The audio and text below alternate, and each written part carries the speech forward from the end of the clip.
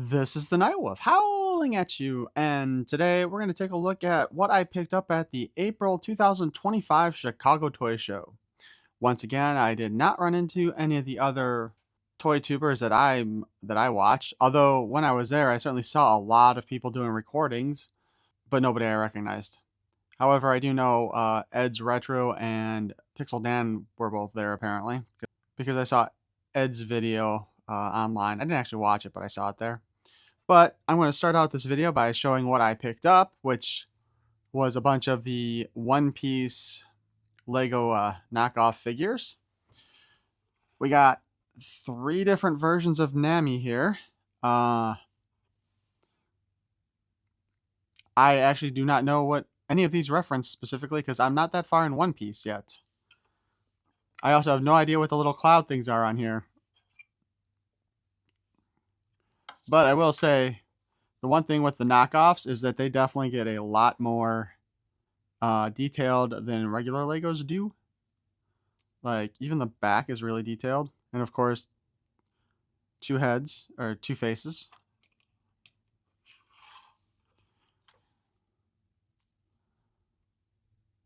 Again, really detailed in the back. That is a really weird looking face back there.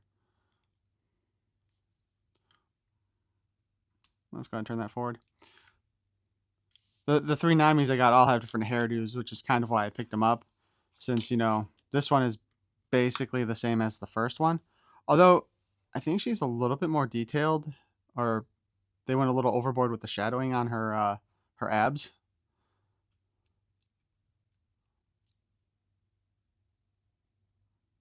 That's another weird face back there. I also like this one came with a wanted poster. And these 2 came with these little scene things. In the Lego style, no less. Which is really nice.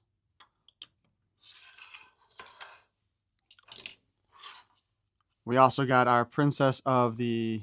Oh, I can't remember how... You know what? I'm not even going to try to pronounce it because I'm going to get it wrong. But this is actually very literally the story arc that I'm currently watching. That's how far back I am.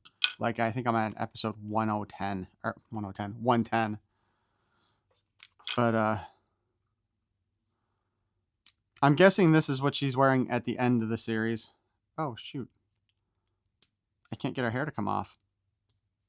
Well, I'm sure she's got a second head back there, but her hair's not coming out. She also has the most boring of the images, to be honest. Then we have, I believe this is Robin. Yeah, Nico Robin. Duh. Again, a wanted poster, which looks nice.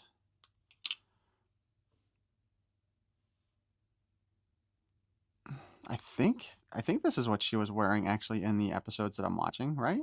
Maybe. Neutral face, happy face. I think she's the only one with... Okay, 2 of them have standard Lego hairs, I think. And then we have this version, which of course has, again, one of those images on there. I definitely do not know the reference for the wings. That's a really angry looking face. But again, I mean, look at the amount of detail there.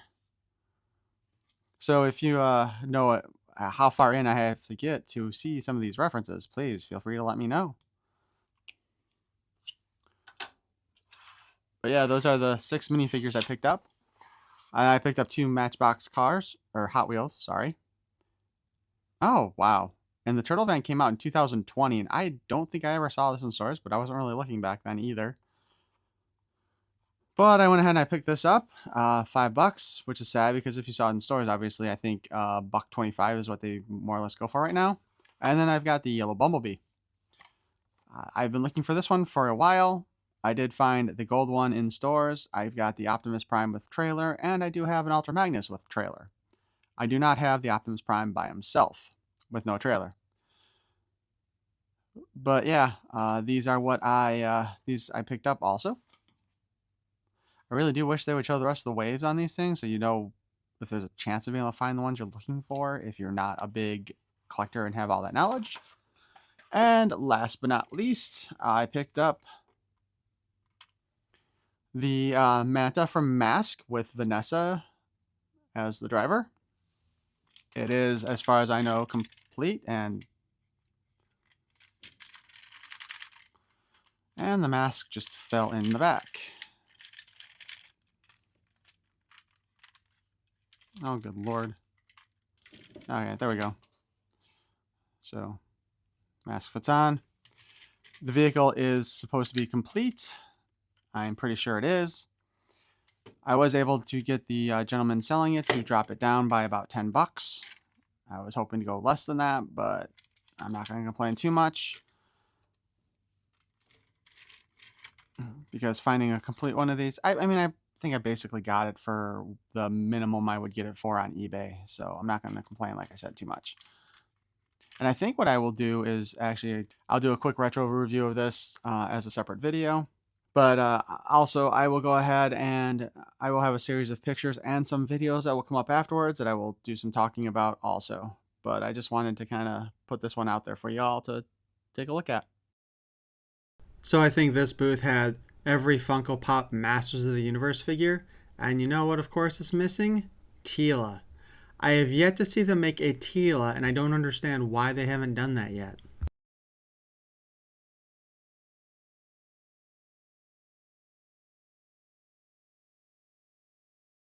This booth here had a bunch of Dukes of Hazzard items, card games, calculator, that kind of surprised me, a bunch of different Hot Wheels. We got some DVDs. We got the old ass figures, dolls, whatever you want to call them from back in the day, Lunchbox, the toy cars, Matchbox cars, the current model type car things. I like this though, because this kind of makes me think this is what happens when Hot Wheels loses the license and they just created this. I'm wondering if there's a Dukes of Hazzard version somewhere. Or maybe they had created this to be Dukes of Hazzard and then lost the license. This is like a crazy amount of Pez dispensers over here. I mean, look at all these. And the cases, like, I was wondering if they're designed specifically for these things or what might have been in those things previously. But yeah, just check all that out. That is kind of trippy. This Cyberverse version of RC has some real bad yellowing issues, although it's making the lighter pink look kind of like a flesh tone now, which kind of brings up a whole other horror story. Other than that, there wasn't really much else in the Transformer pile here that I cared about. Actually, I didn't care about that one either. Mostly it just stood out. This is the booth where I ended up picking up the Hot Wheels cars that I picked up. He had a ton of the Cybertruck there, but they're like 15 bucks. I was already leery about paying $5 for these things since, you know, cars only cost like $1.25 in stores as mentioned earlier. But it's still pretty cool to see all these. Here we have like a sheet of Madball cards. That was kind of interesting. Here is a knockoff Dark Knight, and it looks like Batman is wearing lipstick. In fact, I think he might be sporting a Batgirl head now that I look at it from like one of the movies. I did not know the Rock Lords had any vehicles, so this was just kind of cool to see. This was painful on a personal level because that's the shredder that Walmart canceled on me.